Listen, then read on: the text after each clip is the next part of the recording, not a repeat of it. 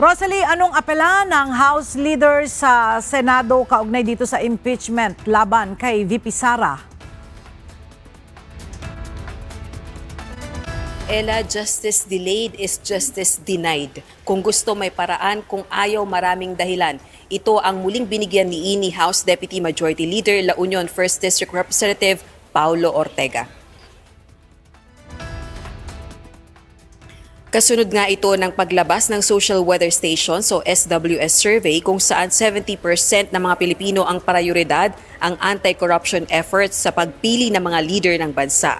Ayon kay Congressman Ortega, kailangang ipakita ng Senado ang commitment nito sa due process at rule of law sa pamamagitan ito ng pagbibigay daan sa impeachment trial ni Vice President Sara Duterte ng walang delay o antala.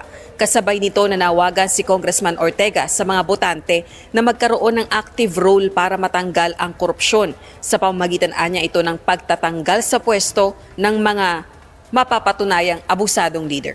Balik sa iyo, Ella. Maraming salamat, Rosalie Coz.